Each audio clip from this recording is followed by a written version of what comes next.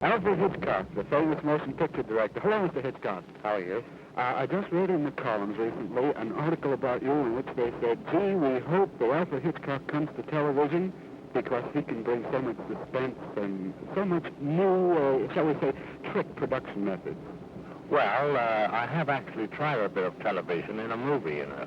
Not on television itself. No, but I made a movie called Rope, you know, which was shot with one camera all the way through without any cutting. And that, in a sense, was a kind of preview of television technique. You know, all through the movie, they only used a single camera, dolly in and dolly out. That's right. And the main thing was that the actors were moved around to create their own close-ups. In other words, it's not just moving the camera, but moving the people backwards and forwards towards the lens so that automatically they make their own close-ups or their own waist shots and what have you. I should think that that would require quite a bit of preparation in advance. Oh, definitely, yes. More so than the usual picture. Well, not because the usual picture, you see, is shot in little pieces and edited and put together afterwards. But here you have to anticipate all the requirements you may need dramatically, you see, in the movement of the camera and the size of the image on the screen. Now, this is taken on a new perspective. You mean that you actually shot the picture continuous, more or less? Continuously. Like you would do a stage play. As a stage play, but with the idea behind it that the audience are looking at a screen, in other words, you see. In a stage play, which is a fixed thing, the eye wanders all over the stage. But in movies, of course, we have to provide the eye with everything. So therefore, in television, they look at the screen, and as you know, the best results on television are the close image, and that's what I try to do in this Rope picture, to give some preview of what would happen on television in the future.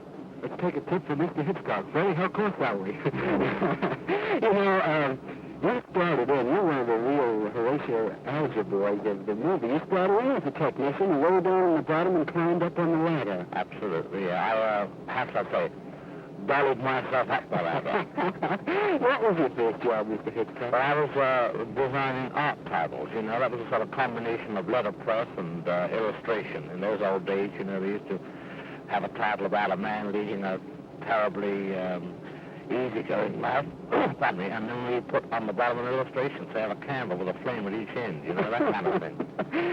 Did you gather any of the material that you now use for creating those wonderfully suspenseful, I guess, of the wet pictures that you do now? Well, you know, that's going on all over the place, suspense. Anywhere. Well, your pictures, that... From the one stage right, yes. That's the story of a dramatic student who becomes an amateur sleuth and uses her acting ability to unmask the murderer. A female lead. A female lead, yeah. Miss Wyman plays that part, and Miss Dietrich is the heavy. Tell me about when you shoot a movie in England. Do you use practically the same amount of equipment that you do in Hollywood? Yes, the equipment's pretty well the same. And how about going back to 39 Steps? That was one of your really great pictures. Yeah. But I had the idea that most of that was shot on location. No. Most of it was shot in the studio. We had a few exteriors in Scotland with a second unit, you know. What's the next picture going to be? I don't know. We're talking about a story called I Confess, which is the story of a priest who hears the confession of a murderer, and then the priest is accused of the murder himself, but he can't extricate himself from his problem because of the secret of the confessional. Oh, that sounds like a roar of a tale.